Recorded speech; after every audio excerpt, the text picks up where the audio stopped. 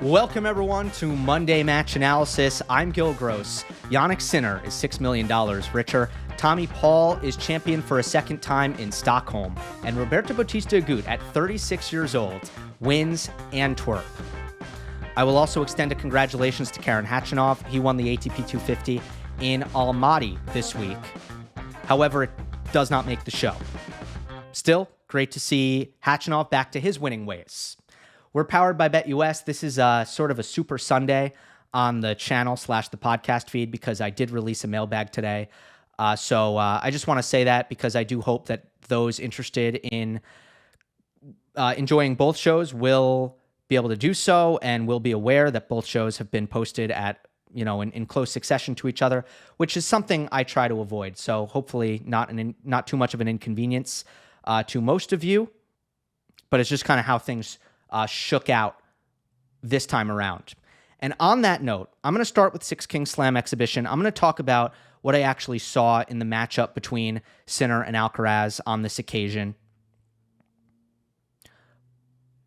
But even before that, I think I should follow up on something that I said in the mailbag. And I discussed whether or not, I got a comment, and it was the first comment, and it's the title of it, about if Six King Slam exhibition should actually count officially in the record books. And I argued no, and I won't rehash the reasoning. But I did say something at the end there that I didn't actually explain myself. I just said it, and I never backed it up. I never supported it. So let me do that now. I said that Six King Slam exhibition will be forgotten. That this edition of Sinner Alcaraz will be forgotten.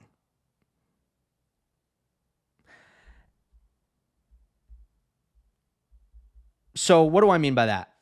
Well, I think if you look at significant matchups, not just at majors, but we can start with the major, these things often change the course of tennis history and have the ability to change the way we think about players, change players' legacies, have, massive domino effects. I mean, let me just start with one example in the Sinner-Alcaraz head-to-head. The 2022 U.S. Open quarterfinal changed the course of tennis history. It made Carlos Alcaraz the youngest number one ever. It could have completely changed Jannik Sinner's career as far before he even won a big title. Almost a year before he won his first big title, he would have been the favorite to go on at that U.S. Open and win his first slam, given the way the draw was shaking up. But who knows what would have actually happened there? Casper Ruud could have won a major title. Who knows? Anything could have happened. But Alcaraz ended up taking that U.S. Open title. And that unforgettable 5-set match point saved by Alcaraz. Huge inflection point. And it will be talked about. It is stamped its place in tennis immortality as part of the Sinner and Alcaraz career stories. That's the level of importance. Now you might say, look, Gil, this is pretty unfair to compare Six King Slam exhibition to a major, right? Nobody's calling it a major, and you're absolutely right. So let's now go with non-majors and give examples of how these other tour events have impacts that really go kind of far beyond just one individual match that exists in a vacuum. How about Alcaraz winning Madrid in 2022? Changed the way Carlos Alcaraz is looked at and talked about. It was an arrival, right? To beat Nadal and Djokovic and then Zverev in the final, to do that 3 matches in a row, that was the moment where the way Carlos Alcaraz was viewed, it was never the same after that tournament. Completely shifted the mindset around Alcaraz. When Sinner beat out, let's go back to the head-to-head, and I'm going to just keep giving more examples. Then I'll stop at some point, even though I could go forever. When Sinner beat Alcaraz in the Umag final, right after he beat him at Wimbledon, it shifted the discourse around both of them. That was a moment of, Jannik seems to be in Alcaraz's head a little bit here. And Sinner, maybe he really is kind of a top prospect if he's going toe-to-toe with Alcaraz so consistently. If he has Alcaraz's number at this stage in the rivalry very early. Maybe, Jannik got a lot of bonus points for that, and rightly so. At a time where his record against, other top 10, other top 5 players wasn't all that stellar, and he hadn't had a big title yet. Well, let's talk about when he did win a big title. Sinner's Canada Masters changed the feeling on his career because it totally altered the main talking point around Sinner's career. Throughout all of last year, up until that point, I was getting every single mailbag. Why hasn't Jannik Sinner won a big title? What does it mean that Jannik Sinner, what does he need to do to win a big title? Is he overrated since he hasn't won a big title? Like, that hole was gaping. And when Sinner won Canada, that went away. And then he went on to really kind of run with that shortly thereafter. When Sinner beat Medvedev in Beijing last year, massive for Jannik. One of his big goals before the season was to start to have success against the guys who he was struggling to beat. And Daniil Medvedev was at the top of that list. And a lot of what he was working on and a lot of the things that he was focusing on in training was specifically catered towards remedying some of the struggles that he was having against Daniil Medvedev specifically. He hated the 0 in that head-to-head, and it was 0-6 at a certain time. He hated that 0. He wanted to change that 0, and he did. For argument's sake, if he beat Daniil Medvedev at the Six King Slam exhibition with the head-to-head being 0-6, it wouldn't have counted on that head-to-head. Would have still officially been 0-6. And I don't know if that would have fully satisfied Jannik Sinner. My guess is not. When Sinner won Rotterdam this year, I'll never forget that and what it showed. I'll never forget it. It showed to me that Jannik is incredibly difficult, if not impossible, to satisfy. It showed to me that he has the rare trait of only the greatest champions, the ability to win a major title where there's no hangover afterwards. You go right back to work because you want more, to the point where you show up your next tournament back in February and you win it. I'll never forget that because I learned something about Jannik there.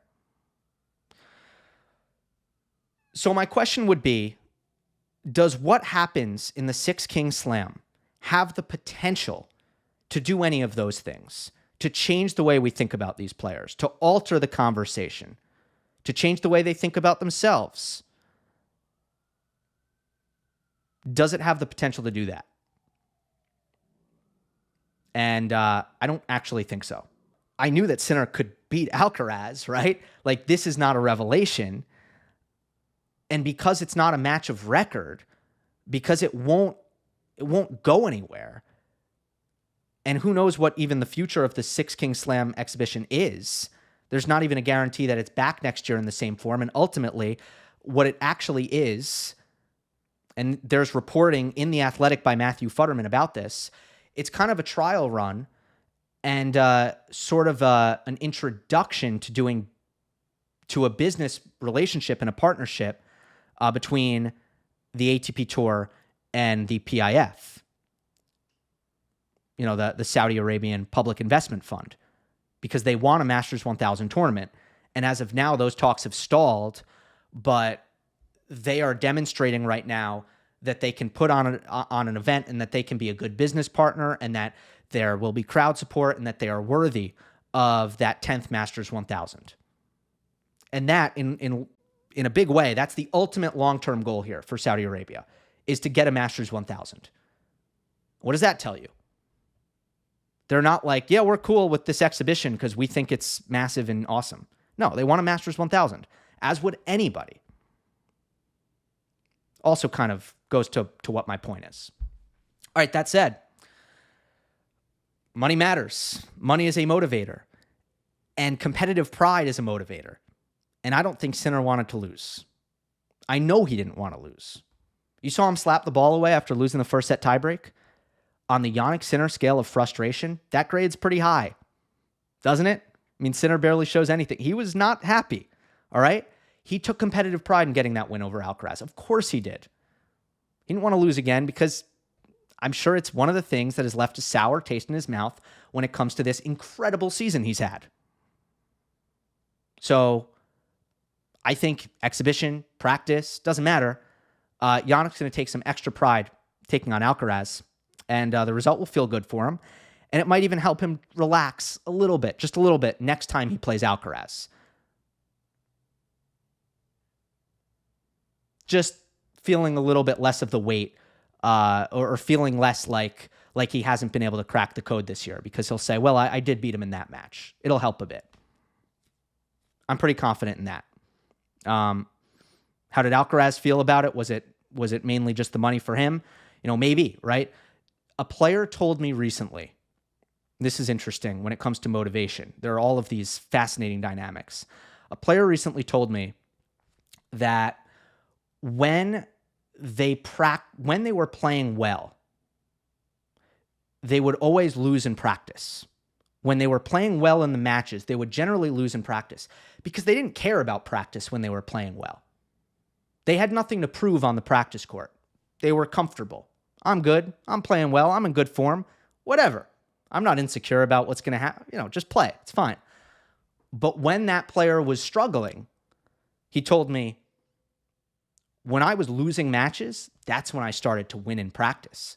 Why? Because I had something to prove to myself.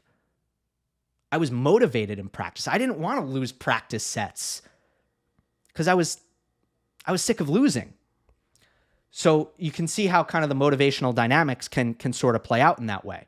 Competitive pride is definitely a real thing. For Alcaraz and Sinner, it's always going to exist because they know how meaningful the rivalry is. Okay, enough of that. Let's get to what happened on the court. And I am going to be pretty big picture here and less detailed than I normally am. But the first thing is, I thought that Sinner was playing faster than he did in Beijing. Was stripping Alcaraz of more time with the speed of his ball. Was asking his forehand to do a little bit more. Oftentimes doing it into safe targets, which is what Jannik needs to do to maintain the consistency advantage. But to make sure that he wasn't letting Alcaraz settle his feet quite as much. To make sure that when Alcaraz was looking to do point, or I don't know if point ending, but was looking to, damage off of his forehand, that it was just slightly more difficult for him to do so because the ball was coming in quicker. And even when Sinner was hitting a neutral forehand trade cross court, not trying to necessarily break Alcaraz's contact point, not necessarily trying to damage Alcaraz in a super meaningful way, but even on that neutral ball, still try to rev up the speed. And that can be an asset. It can just cause some more misses and set up Sinner in a better position to take control of these points. So I thought he did that. I also think that Alcaraz was more destructive in this match than he can afford to be. And we know that this is an area in this particular head-to-head that Jannik can often have an advantage. And it just depends. And this is how a tight head-to-head between two players who are similar in level, this is how it always plays out. They each have certain advantages over each other, and it's just a matter of any given match, which one is going to come to bear. I thought in this particular match, the fact that Alcaraz is more prone to an extreme dip is more likely to have a string of points where he self-sabotages, where he gifts. That mattered in this match because those dips happened for Alcaraz. You look at the 3-4 service game in the third set, it's an atrocious game. There's 2 double faults, and there's a backhand down the line that was a horrendous decision. Now, I will loop back He missed it by 8 feet trying to take his backhand down the line because it was a redirect that was too difficult. Why was it too difficult to redirect, though? Because Sinner injected quite a bit of pace on an inside-out forehand. And if the ball was just 5-10 miles per hour slower, it would not have been as difficult for Alcaraz to time that redirection. That's why speed matters. That's why ball speed counts. But 2 double faults, some unforced errors, break point as well in the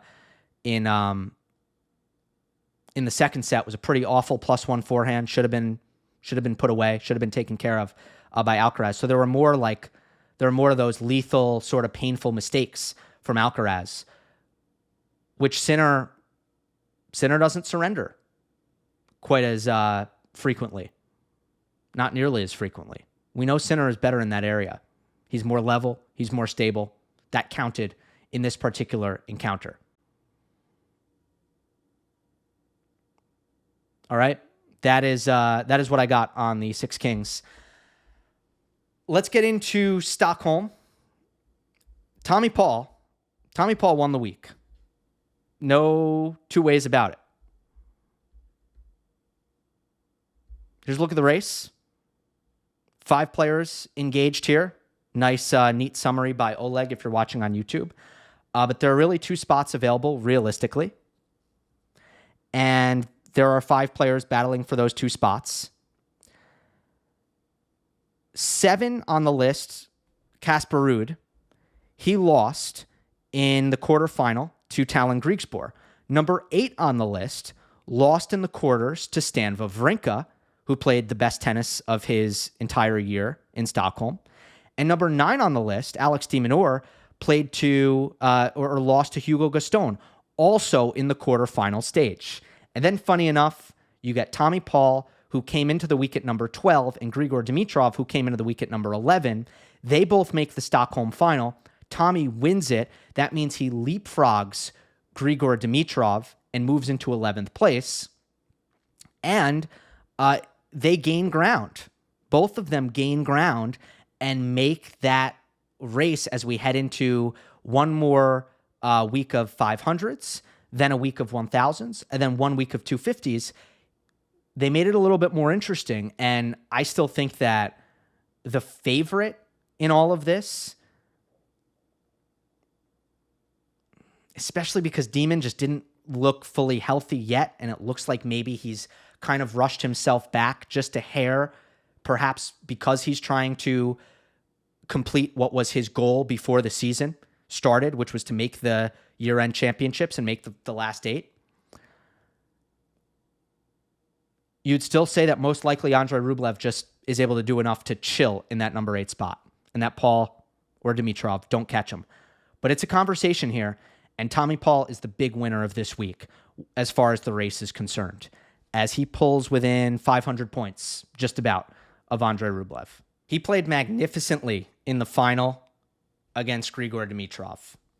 Stockholm's a quick court. I was calling matches for Tennis Channel all week long, and it was not atypical to see players who were serving well and executing good offense behind their serves winning about 85% of their first serve points. And breaks were at times hard to come by, which made it all that much more impressive what Tommy did in this match, because Grigor's serve +1 was not winning against Paul's return. And just like we talked about Sinner's ball speeds, not allowing Alcaraz enough time to do what he wanted with his forehand, same thing was true on Dimitrov's +1. Paul was not blocking returns back, and he was getting a lot of speed on the return of serve, straight down the middle, on the first serve, straight down the middle usually, deep into Dimitrov's forehand. It's incredible to see Dimitrov's serve +1 neutralized to that extent on a fast indoor hard court. On the second serve, Grigor almost every time first ball backhand, having to hit first ball backhands. There was also a big gap in aggressive returning. And I think the big theme in this matchup, and what really stood out here in a match where, by the way, Tommy was way better. It was one of those matches, I think it was one break of serve, both sets. but Tommy was constantly knocking on the door on Dimitrov's serve, and it wasn't the case the other way around. There were a lot more easy holds for Paul. So I thought Paul was clearly better from start to finish. And I guess the big theme here is balance, baseline balance, which made a big difference when it came to aggressive returning. And aggressive returning is extremely important on a surface this fast to get ahead in the rally as soon as possible because defense is difficult. Well, let's look at the second serve dynamics here. You can hit a second serve into Dimitrov's backhand, and as long as you're not crazy predictable, the rally is going to start on somewhat comfortable terms. Say that one more time. If you just mix it up a little bit and you hit second serves into Dimitrov's backhand, the rally is going to start on comfortable terms. Against Tommy, that's just not true. There is nowhere safe to serve a second serve against Paul. He will gun his forehand, and he will certainly connect on the backhand early on the rise, probably hit it into a precise target with plenty enough speed to damage you right away. And especially if you're Dimitrov not wanting to really defend your backhand on the first ball, that's what Tommy was making him do time and time again. And then we saw, like, for example, on the break point, to break in the second set, on the deuce side, instead of going hard into the backhand, which he was all match, he went inside out towards Grigor's forehand. And maybe if Grigor was expecting it, it wouldn't have mattered. He wouldn't have gotten there, but it was a clean winner. So between Dimitrov's serve +1 not really impacting against Tommy Paul's return, which is a total credit to Paul's return, plus on the second serve dynamics, Tommy can attack no matter where you put the second serve, and Grigor, he kind of just has to start the point neutral when it goes into his backhand. He can't cheat on the runaround because Paul would mix in hard at his forehand. Between those two things, well, Dimitrov lost 0-4 on his serve, which is it's an eye-popping stat, really, considering the quality of Dimitrov's serve and forehand. But 0-4 shot rallies, when Dimitrov was serving, was 16-17 advantage Paul. That means that, in plain terms, Grigor was often on the back foot right away, having to defend right away on the serve. In rally, I felt the baseline balance was significant as well, because directionally, Tommy has all the options, whereas Grigor is somewhat limited, right? So Paul can go weakness into weakness. When Dimitrov attacks Tommy's forehand with pace, which is really the best way to draw errors out of Paul, is really just to throw different things at his forehand. Throw variety, throw width, throw depth, give it some pace. But that's the wing you want to attack if you're looking for a ball to attack and if you're looking for errors. Paul did really well in this match to just kind of loop the ball down the line with his forehand and get it into Grigor's backhand to sort of change the rally pattern. But Dimitrov, his weakness from the back of the court, which is the backhand, he can't really go weakness into weakness. He can't take his backhand on a consistent basis and take that shot down the line into Paul's forehand. When he drives it, it's just not consistent enough when he's trying to redirect the driven backhand. He can try to slice it into Paul's forehand, but I don't know, Tommy's forehand, it's a pace, it can still generate enough pace to kind of hurt Grigor, and it's difficult to stick that ball and to keep it low when you're slicing cross court. And when the ball's coming in with depth in general, it can be kind of difficult to keep the slice low. Much harder for Dimitrov to go weakness to weakness by taking his backhand into Tommy's forehand with quality. So Dimitrov has to go weakness into strength. He has to more often than not take that backhand back cross court into Tommy's two-hander, which is the shot that is rock solid in the sense that it rarely misses. He doesn't drop the ball short on it. It sets up his forehand really well so that he can have more comfortable forehands, which is what he needs, because it's when he's hitting uncomfortable forehands, that's where he falters. And ultimately, the depth on that shot and the fact that it's so difficult to attack, it really puts Tommy in a good position. You even see it in the movement. You see the balance pay off. Paul can accept backhands and stay in the middle of the court. Dimitrov has to move off center as much as possible to create forehands. And when Dimitrov moves off center and hits an inside-out forehand, and he doesn't really hit it well, doesn't really sting the ball, Paul will burn him into that open space with the backhand down the line. So good at executing that shot consistently because the backhand is such a good redirecting shot.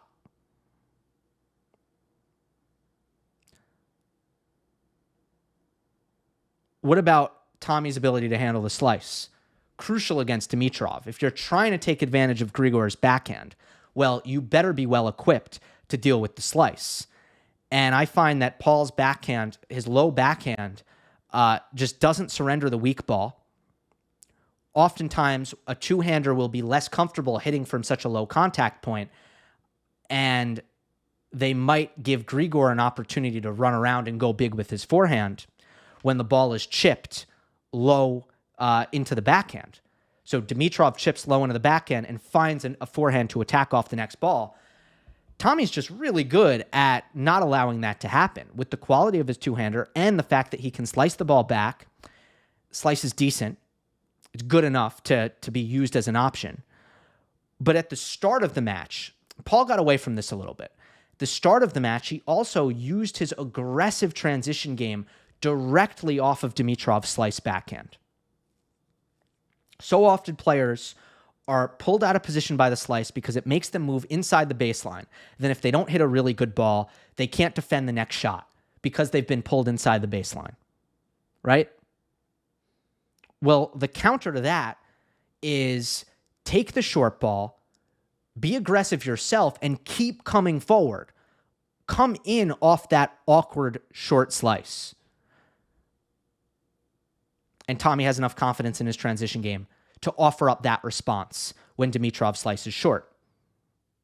And it makes it necessary that Dimitrov slices deep instead, which might mean that it doesn't stay as low and doesn't bother Paul in certain ways. So I thought that Tommy kind of had all the answers here. Let me end also by just taking quick stock of Grigor Dimitrov, because the last couple of years he's played, clearly a top 10 level for the most part, and he's built up his weapons to be bigger. He has a lot of clarity in his game that was lacking for much of his career. I think he has the ideal idea of how he needs to play, especially with just how potent he looks to be whenever the opportunity presents itself with his forehand. But in general, you still just kind of get the feeling that, and by the way, this wasn't a bad final by Dimitrov. I thought mostly Tommy was just too good. But mostly you've kind of felt that at the slams especially, either the physicality or the nerves will betray Grigor. The other thing that I'm feeling is that the most skilled players will find a way to eat away at that backhand. In other words, the best players can survive the nastiness that is his first serve nowadays, which has gotten so much better, the nastiness of his forehand, and they can get into those neutral situations and then eat away at the backhand, which has its limitations. Dimitrov can't really drive his backhand down the line consistently. We talked about the second serve thing. Can't really attack the second serve return off his backhand consistently. If you are a player who handles slice well, you're not going to be afraid of that backhand wing. Even though Dimitrov will also bring a ton of pace, a a ton of pace when he has time to get set on the backhand. Still, like we see in matches that ultimately there are limitations there. So all that's to say, as well as Dimitrov is playing, I don't really see how much climbing. I don't see a ton of climbing being done in the next couple years for Dimitrov. I feel like he's hit a point where he's actually done really nicely to kind of maximize his game. I don't know how much further up he can go. The physicality or the nerves would need to get better, I think, for him to get there. Then one technical area I would like him to drill down on, which kind of goes against what I just said, because I think it's something he can get better at. I want to see him show off a lot of different options in attacking the second serve return. I want to see him chip charge. I want to see him run around. I want to see him drop back and swing big, because he actually, again, he can actually crush his one-hander if he kind of dips back and uses the Wawrinka approach. And I just wish that Dimitrov would throw a couple more of those options at his opponent when returning the second serve to try to find ways to be offensive in that situation. Because too much, it's just like chip, start the point neutral, or go for broke, trying to take the ball early and drive hard and aggressive, and you're missing a lot, or he's missing a lot. Those are the two things I see a lot. And I think that there are some different things that he can incorporate. All right, we will get to Antwerp in a moment, but first a reminder that Monday Match Analysis is powered by BetUS. Coming up is one of my favorite weeks on the ATP Tour. I love the dueling 500s, Basel and Vienna. I think it is a great week. And currently new customers can go to betus.com, use the promo code YouTube150 and get a 150% deposit bonus up to $2,000. Please gamble responsibly and don't harass the players. Antwerp. Roberto Bautista Agut. Tremendous story. He had a brutal injury last year. He fell off a horse. He fractured his leg. He's 35 years old. He plays a very physical style. I'm not going to say at that point in time that I had written off RBA, because I hadn't. But when I saw him come back and I looked at his level the first half of this year, and he looked really bad to me, very ineffective in many, many ways, I started to write him off at that point. And he had a decent Wimbledon, but it wasn't really enough to kind of convince me that things were going to turn around. It was actually Davis Cup. Davis Cup, he beat Lehecka and somebody else. He had two great wins at Davis Cup for Spain, emotional matches, really, really dug deep and played extremely well. Gave him a shot in the arm. And now he's won his 12th career title at age 36. Another super physical player who is pushing the limits of longevity in a way that we just hadn't seen in previous eras. And I think there needs to be a balance there. On one hand, you want to tip your cap, pay your respects, give your admiration, because it is not easy. It is not easy to achieve that kind of longevity. And it should be very much applauded and admired. At the same time, you got to notice that it's becoming less and less exceptional. More and more players are pulling this off. It's just getting easier because of modern science and modern diet, modern professionalism, everything that's known about what the things that need to be done to take care of the body, right? All right. The match. Bautista Agut was too consistent for Jiri Lehecka. But we know that consistency in itself, it's not good enough to win at the very highest levels of this game. You cannot expect that putting the ball in the court is going to get you to where you want to go. So when you watch Bautista Agut, watch the depth. Just look at the depth. And the depth combined with the spin, in this case, the lack thereof,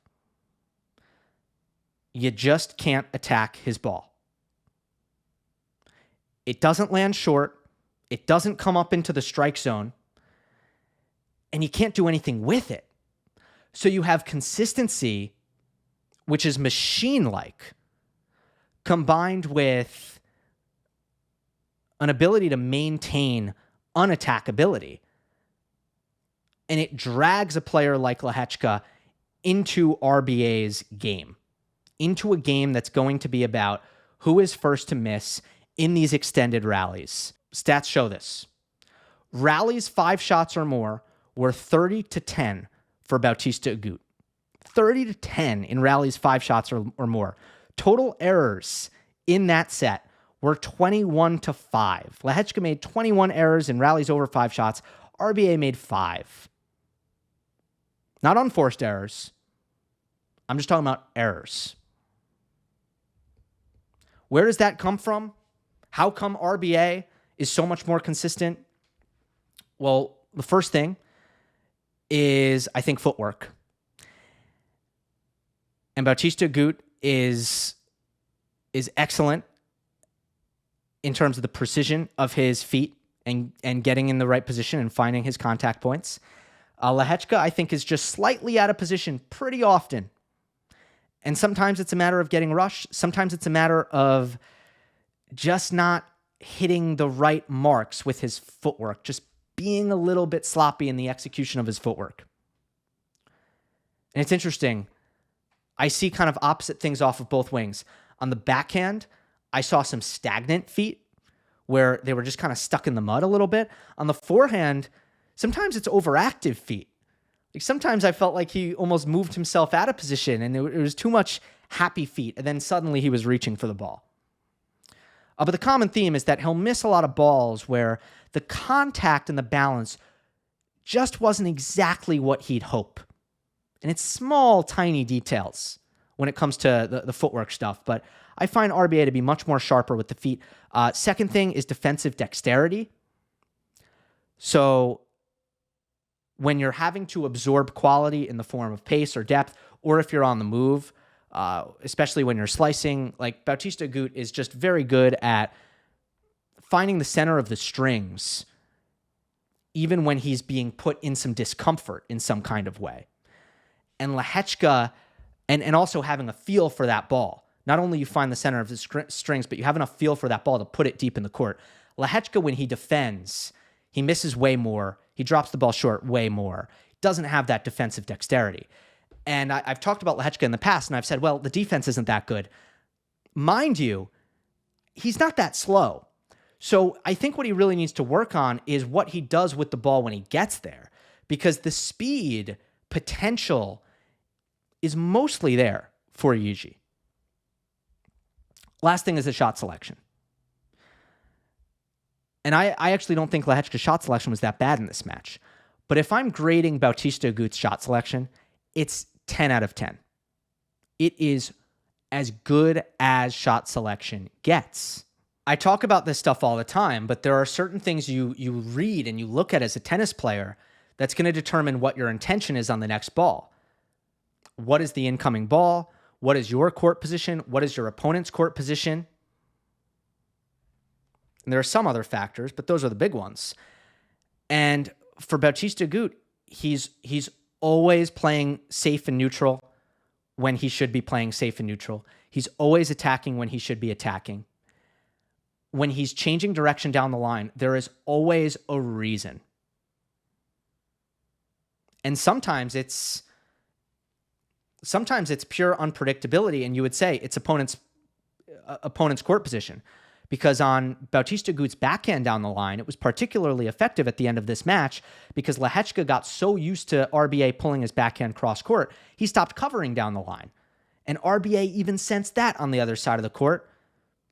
And he actually didn't try to crush these backhands, but he actually just guided his backhand down the line and came up with winners because Lehecka at that point was so caught off guard by Bautista Agut's decision to go down the line. So He's just got perfect shot selection. He is the model for it. And that's why he's too consistent for Lehecka.